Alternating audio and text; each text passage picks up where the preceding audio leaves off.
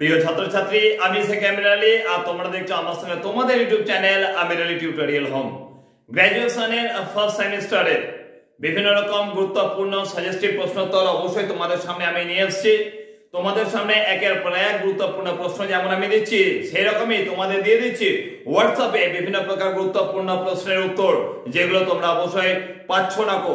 সেই প্রশ্নগুলোর উত্তর অবশ্যই হোয়াটসঅ্যাপে দিচ্ছি এবং পরবর্তীকালে অবশ্যই তোমাদের সামনে তুলে ধরবো।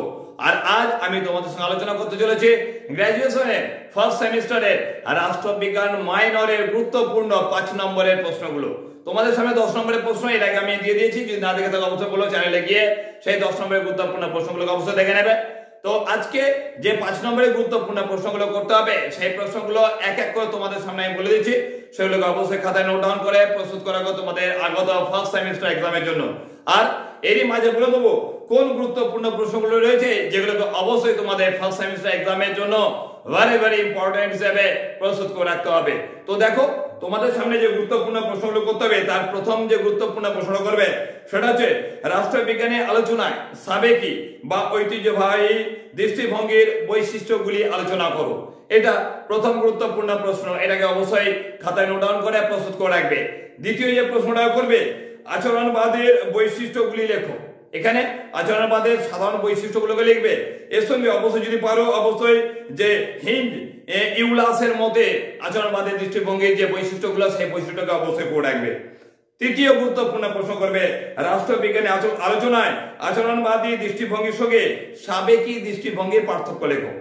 আচরণবাদী দৃষ্টিভঙ্গি এবং সাবেকি দৃষ্টিভঙ্গির পার্থক্য এটা করে রাখলে কি সুবিধা পাবে তোমরা এখানে পার্থক্যের সঙ্গে অবশ্যই যদি বৈশিষ্ট্যটা দেয় সেটাকেও করতে পারবে, তাই অবশ্যই এই পার্থক্যটাকে তোমরা করে রাখবে তোমাদের পরীক্ষার জন্য। তারপরে প্রশ্ন করবে সার্বভৌমত্বের বৈশিষ্ট্যগুলি উল্লেখ করো। খুব গুরুত্বপূর্ণ প্রশ্ন। এর পরবর্তীকালে 5 নম্বর প্রশ্ন করবে সার্বভৌমত্বের একাত্মবাদী বা বহুত্ববাদী তত্ত্বের বৈশিষ্ট্যগুলি উল্লেখ করো। সার্বভৌমত্বের একাত্মবাদী তত্ত্ব এটা বৈশিষ্ট্য দিতে পারে, সার্বভৌমত্বের বহুত্ববাদী তত্ত্ব বৈশিষ্ট্য দিতে পারে। পার্থক্য করে রাখলে তোমরা দুটোই পেয়ে যাবে। এরপর যে গুরুত্বপূর্ণ প্রশ্ন করবে সেটা ভেরি ইম্পর্টেন্ট প্রশ্ন, যে স্বাধীনতা সংজ্ঞা দাও ও সঙ্গে স্বাধীনতার প্রকৃতি সংক্ষেপে আলোচনা করো। এটা করে রাখবে অবশ্যই পরীক্ষার জন্য।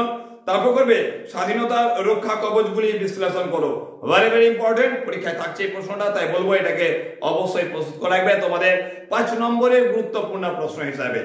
তারপরে যে গুরুত্বপূর্ণ প্রশ্নটা করবে অবশ্যই অধিকারের বৈশিষ্ট্যগুলি সংক্ষেপে লেখো। ওসব করে রাখবে বিভিন্ন প্রকার অধিকারের সংক্ষিপ্ত পরিচয় দাও। বিভিন্ন প্রকার অধিকার বলতে আমরা বলতে পারি রাজনৈতিক অধিকার বলতে পারি, অর্থনৈতিক অধিকার বলতে পারি, সামাজিক অধিকার বলতে পারি। এগুলোকে পার্ট বাই পার্ট ছোট ছোট করে রাখবে। যদি এগুলো দেয় আলাদা করতে পারো, নাহলে অবশ্যই অধিকারের বৈশিষ্ট্য অবশ্যই করে রাখবে তোমাদের ফার্স্ট সেমিস্টার এক্সামের জন্য। তারপর করবে অধিকার ও কর্তব্যের সম্পর্ক লেখো। পরীক্ষায় আসছে বলে তো আমার মনে হয়, তাই এই প্রশ্নটাকে তোমাদের সামনে অবশ্যই তুলে ধরলাম গুরুত্বপূর্ণ 5 নম্বরের প্রশ্ন হিসাবে। তারপরে প্রশ্ন অবশ্যই করে রাখবে উদারনীতিবাদ ও নয়া উদারনীতিবাদের পার্থক্য লেখো। যদি পরীক্ষা দেয় উদারনীতিবাদের বৈশিষ্ট্য কি সেটাও লিখতে পারবে, নয়া উদারনীতিবাদের সঙ্গে উদারনীতিবাদের পার্থক্য কি সেটা তো অবশ্যই তোমরা এটাকে লিখতে পারবে। আর রয়েছে রাষ্ট্রের প্রকৃতি সম্পর্কে ভাববাদী বা গান্ধীজির দৃষ্টিভঙ্গি আলোচনা করো। ভাববাদী দৃষ্টিভঙ্গি করে রাখবে, ভাববাদী দৃষ্টিভঙ্গি আর গান্ধীজির দৃষ্টিভঙ্গি এই দুটো আলাদা আলাদা করে রাখবে 5 নম্বর প্রশ্ন হিসেবে। এই প্রশ্নটা এলে অবশ্যই তোমরা লিখতে পারবে, করে রাখবে। তারপরে প্রশ্ন করবে গান্ধীজির সর্বদাই ধারণা, গান্ধীজির সর্বদাই ধারণা বা রামরাজ্যের ধারণা বিশ্লেষণ করো। এগুলো প্রত্যেকটা 5 নম্বরের গুরুত্বপূর্ণ প্রশ্ন। আর এখান থেকে একদম গুরুত্বপূর্ণ শেষ প্রশ্ন করবে মার্ক্সীয় রাষ্ট্রতত্ত্বের বৈশিষ্ট্যগুলি উল্লেখ করো। এই প্রশ্নটা অবশ্যই তোমাদের 5 নম্বরের প্রশ্ন। তোমাদের এর আগেও 10 নম্বরের প্রশ্ন দিয়ে দিয়েছি। আজকে গুরুত্বপূর্ণ 5 নম্বরের প্রশ্ন, যেগুলো তোমাদের দেওয়া বলে মনে হলো, যেগুলোর জন্য তোমরা অবশ্যই আমার কাছে আবেদন করেছো, সেই প্রশ্নগুলো তোমাদের দিয়ে দিলাম ফার্স্ট সেমিস্টার এক্সামের জন্য। এগুলোকে প্রস্তুত করো এবং পারলে অবশ্যই তোমার বন্ধু বান্ধবের মাঝে বেশি বেশি করে শেয়ার করো, যাতে এই গুরুত্বপূর্ণ প্রশ্নগুলো তারাও প্রস্তুত করে রাখতে পারে আগত ফার্স্ট সেমিস্টার এক্সামের জন্য। এগুলোকে প্রস্তুত করো এবং যদি কোনো রকম ভাবে কোনো প্রশ্নের উত্তরের সমস্যা হয় তাহলে তোমাদের যে হোয়াটসঅ্যাপ নাম্বার দিয়েছি সেই হোয়াটসঅ্যাপ নাম্বারে আমাকে অবশ্যই প্রশ্ন লিখে পাঠাও।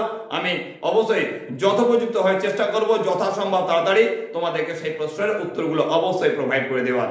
এখনকার জন্য এইটুকুই। খুব শীঘ্রই কোনো গুরুত্বপূর্ণ সেশনে অবশ্যই তোমার সাথে দেখা হচ্ছে। এখনকার জন্য ধন্যবাদ।